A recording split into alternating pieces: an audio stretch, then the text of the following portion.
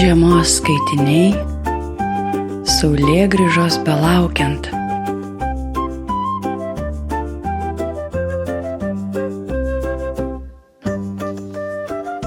Kas čia braška? Kas čia traška? O, čia tu, žmogeli. Labutis. Gruodžio 5 diena ir mes vėl kartu. Šio vakaro saulėgrįžos skaitinius pradėkime dar nuo vienos Donaldo Biseto pasakos iš rinktinės Aukštyn kojom.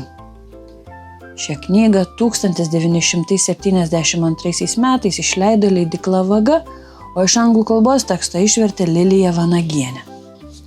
Šiandien jau 3. vakarą mes skaitome Biseto pasakas ir ši vadinasi, kaip ir dera žiemos skaitiniam, Pingvinukas.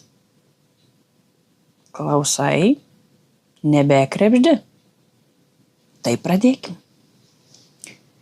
Kitą kartą šiaurės ašigalyje drauge su mama gyvena mažas pingviniukas vardu Janas. Vieną dieną Janas tupėjo ant ledkalnio. Staiga ledkalnio kraštas atskilo ir pingviniukas ant mažos lyties nuplaukė tolyn į jūrą. Lytis plaukė į pietus, kol pateko į Karibų jūrą. O Karibų jūroje gyveno vėžlys vardu Džokas. Sykį Džokas, plaukėdamas jūroje, žvilgtelėjo aukštyn ir pamatė. Nagi jis ir pats nebesuprato, ką pamatė. Kas čia, nustebo jis? Juk taip turbūt atrodo mažo pingvinuko sėdynė, kai žiūri į ją iš apačios, pro ledą. Tikriausiai šitaip ir bus. Jis išniro į paviršių ir pamatė Janą tupintį ant ledo lyties. Janas ir Džokas susibičiuliavo. Drauge žaidė, gaudė žuvį ir nardė tarp uolų. Paskui vėžlys Džokas paklausė. Gal norėtum pasižiūrėti, kaip verdama vėžlių sriuba? Oi, labai norėčiau, atsakė pingviniukas Janas. Visų pirma, aš tau papasakosiu, kaip jį verdama, pasakė Džokas. Reikia gražios, karštos ir saulėtos dienos. Tada padedi didelę skardinę jūros pakrantėje ir beveik sklidiną pripili vandens. 3 dalis gėlo ir 1 dalį sūraus iš jūros. Paskui susirandi vėžlį, jis įlipa į skardinę ir mielai maudosi karštame vandenyje. Saulė vis labiau spigina, vanduo skardinėje vis labiau kaista ir vėžliui darosi vis karščiau. Galų gale vėžlys išlipa ir šoka į jūrą paplaukėti ir atsivesinti. Tada į skardinę lipa kitas vėžlys. Kai jam pasidaro per karštą, išlipa ir taip pat šoka į jūrą paplaukėti. Reikia 5 vėžlių, kad tokiu būdu išvirtų skardinės sriubos.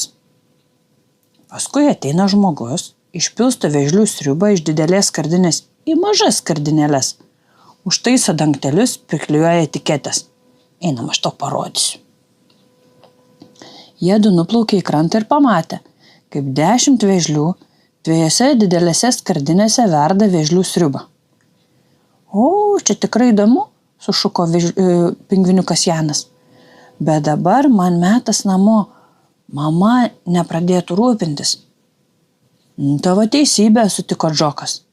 Bet plaukdamas namo tu labai ilgai užtruktum, todėl aš tave pamokysiu, kaip greičiau parsirasti. Įkišim tave į skardinę ir pasiūsim paštu.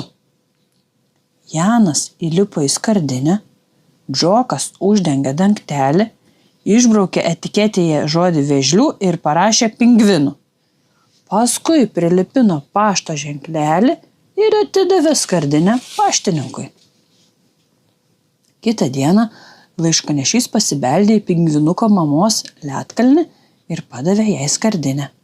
Ačiū, tarė pingvinuko mama ir padėjusi skardinę toliau šluostė dulkes. Netrukus ji vėl žvilgtelėjo į skardinę ir perskaitė etiketę. Sriuba, sušuko ji. Kaip puiku, sriuba. Ką? Pingvinų sriuba? Skubiai, čionai, pagalbos. Ji paėmė peilį ir atidarė skardinę. Ir opla, iš jos iššoko Janas. Sveikutėlis. Kaip tau pasaka apie pingvinuką Janą? Pažadu, kad Saulėgrąžos skaitiniuose bus dar daugiau tokių pat patrakusių, pakvaišusių, juokingų pasakėlių. Bet šiąnakt tau jau laikas miegoti. Susiklausom, susigirdim rytoj. Labos.